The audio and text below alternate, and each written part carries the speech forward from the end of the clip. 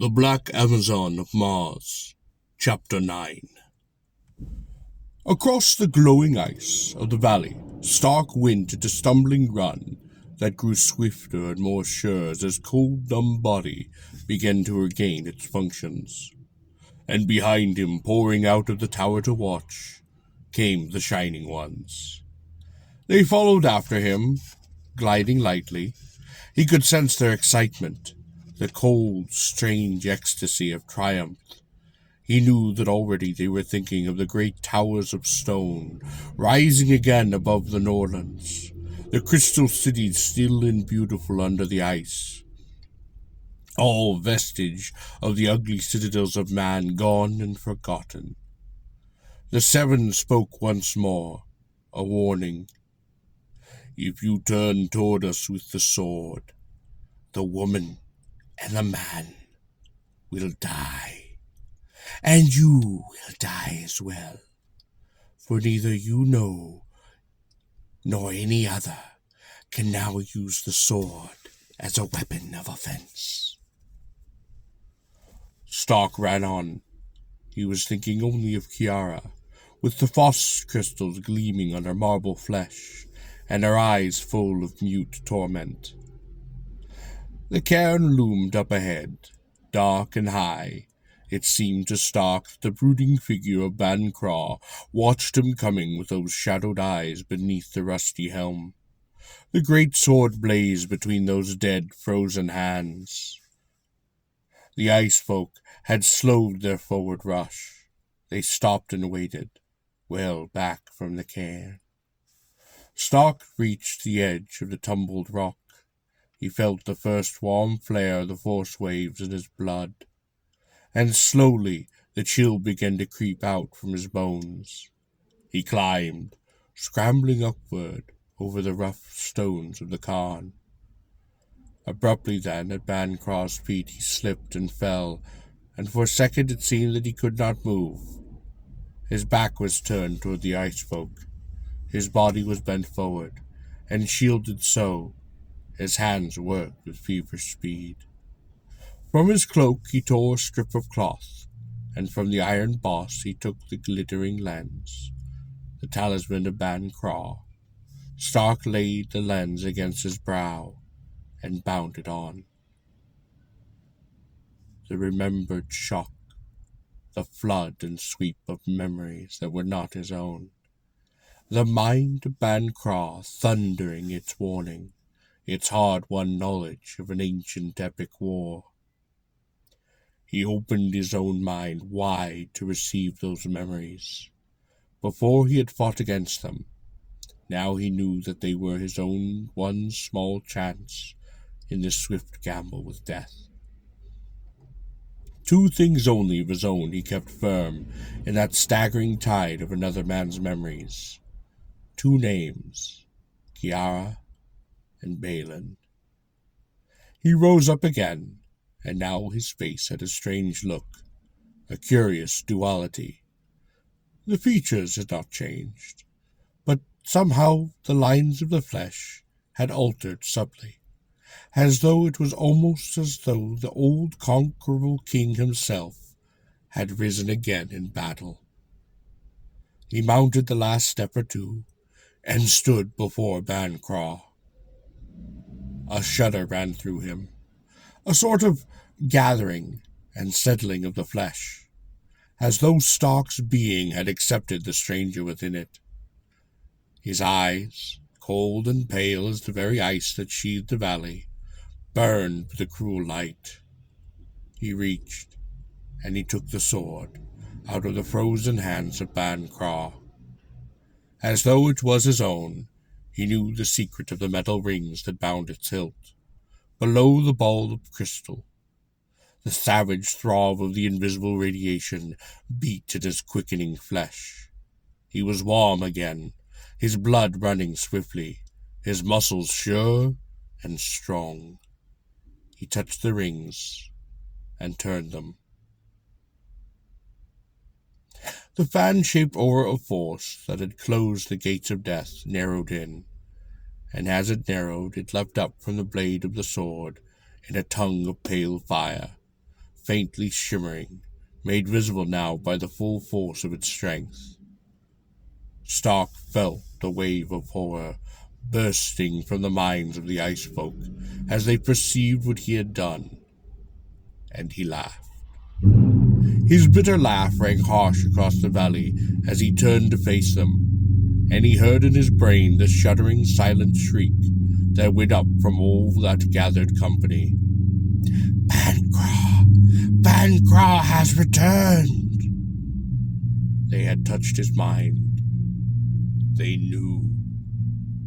He laughed again, and swept the sword in a flashing arc, and watched the long, bright blade of force strike out more terrible than steel against the rainbow bodies of the Shining Ones.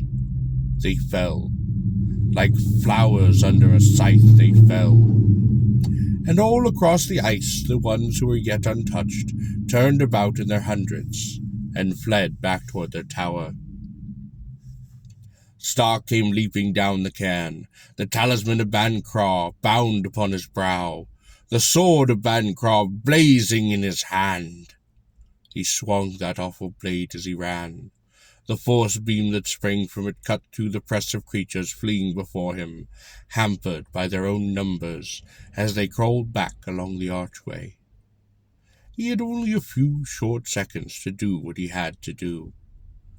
Rushing with great strides across the ice, spurning the withered bodies of the dead, and then from the glooming darkness that hovered around the tower of stone, the black cold beam struck down. Like a coiling whip it lashed him. The deadly numbness invaded the cells of his flesh, arched in the marrow of his bones.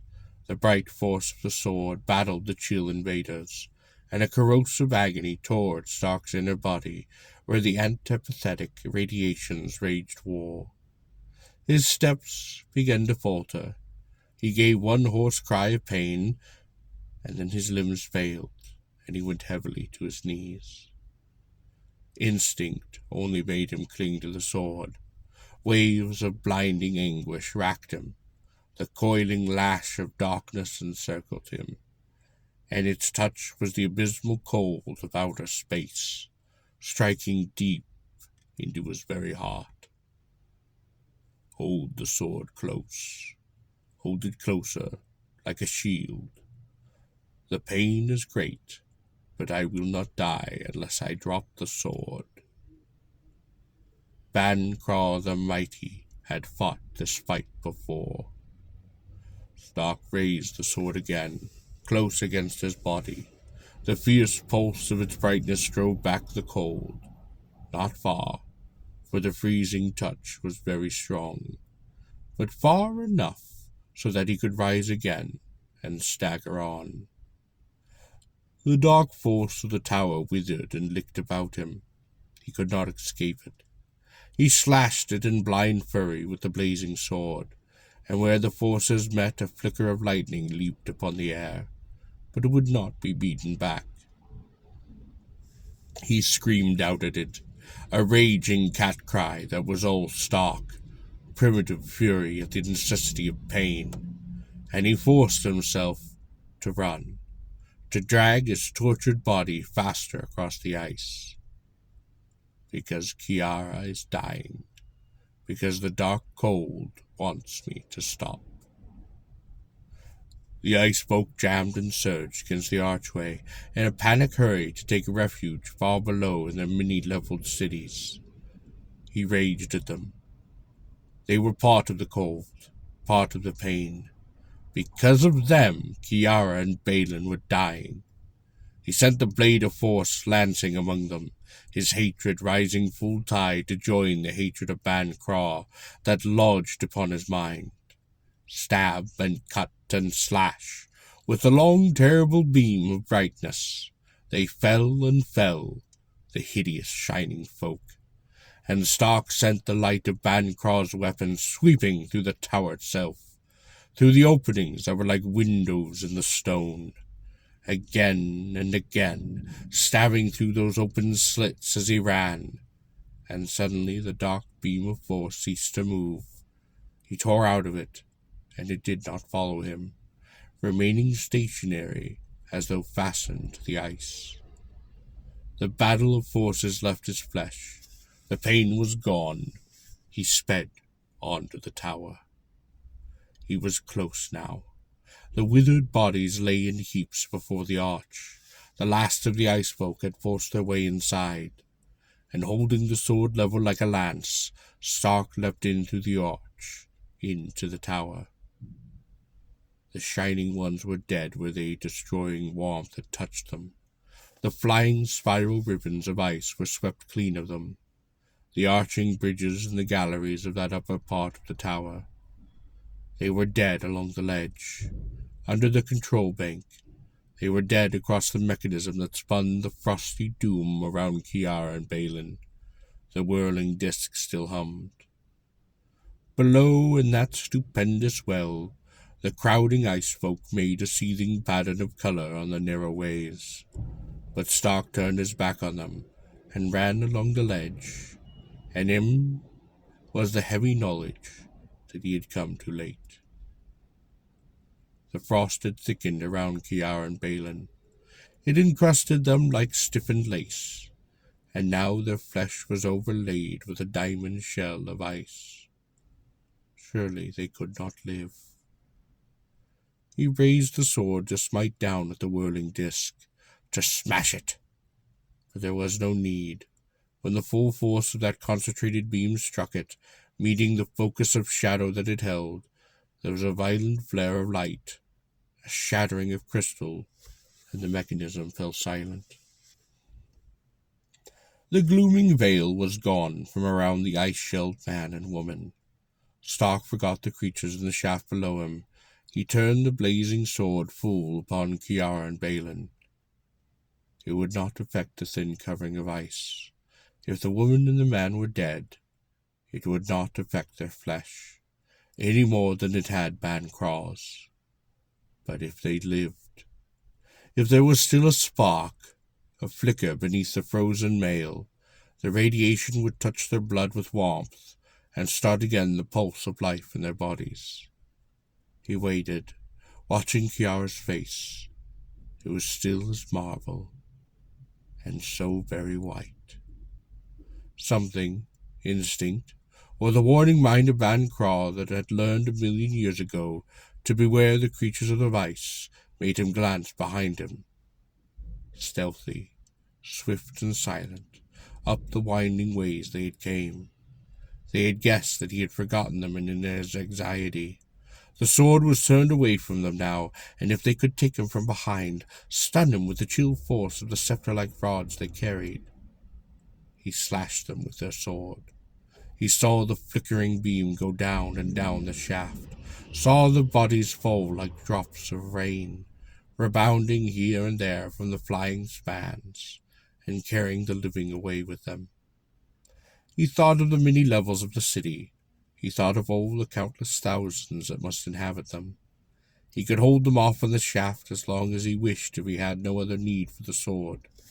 But he knew that as soon as he turned his back, they would be upon him again, and if he should once fall, he could not spare a moment or chance. He looked at Kiara, not knowing what to do, and it seemed to him that the sheathing frost had melted just a little from around her face. Desperately he struck down again at the creatures of the shaft, and then the answer came to him. He dropped the sword. The squat, round mechanism was beside him, and its broken crystal wheel. He picked it up. It was heavy. It would have been heavy for 2 men to lift, but Stark was a driven man. Grunting, swaying with the effort, he lifted it and let it fall, out and down. Like a thunderbolt it struck among those slender bridges, the spiderweb of icy strands that spanned the shaft. Stark watched it go, and listened to the brittle snapping of the ice, the final crashing of 1,000,000 shards at the bottom far below. He smiled, and turned again to Kiara, picking up the sword. It was hours later. Stark walked across the glowing ice of the valley toward the cairn. The sword of Ban Craw hung at his side. He had taken the talisman and replaced it in the boss, and he was himself again. Kiara and Balin walked beside him. The color had come back into their faces, but faintly.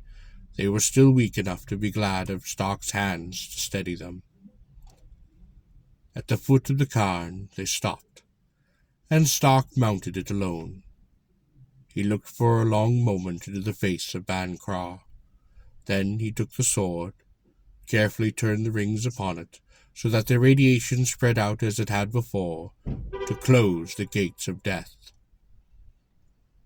Almost reverently, he replaced the sword in Ban Craw's hands. Then he turned and went down over the tumbled stones. The shimmering darkness brooded still over the distant tower. Underneath the ice, the elfin city still spread downward. The Shining Ones would rebuild their bridges in the shaft. They would go on as they had before, dreaming their cold dreams of ancient power. But they would not go out through the gates of death. Ban Craw and his rusty mail was still the lord of the pass, the warder of the Norlands. Stark spoke to the others. Tell the story in Kushat. Tell it through the Nordlands. The story of Ban Craw, and why he guards the gates of death. Men have forgotten, and they should not forget. They went out of the valley then, the two men and the woman. They did not speak again, and the way out through the pass seemed endless. Some of Kiara's chieftains met them at the mouth of the pass above Kushat. They had waited there, ashamed to return to the city without her, but not daring to go back into that pass again. They had seen the creatures of the valley, and they were still very afraid. They gave mounts to the three, themselves walked behind Kiara, and their heads were low with shame. They came into Kushat through the riven gate, and Stark went with Kiara to the king's city, where she made Balin follow too. Your sister is there, she said. I have had her cared for. The city was quiet, with the sullen apathy that follows after battle. The men and mech cheered Kiara in the streets. She rode proudly, but Stark saw that her face was gaunt and strained. He too was mocked deep by what he had seen and what he had done beyond the gates of death. They went up into the castle. Thanis took Balin into her arms and wept. She had lost her first wild fury, and she could look at Kiara now with a restrained hatred that had a tinge almost of admiration. You fought for Kushat, she said unwillingly when she heard the story. For that, at least, I can thank you. She went to Stark then and looked up to him. Kushat, and my brother's life. She kissed him, and there were tears on her lips, but she turned to Kiara with a bitter smile. No one can hold him, any more than the wind can be held. You will learn that.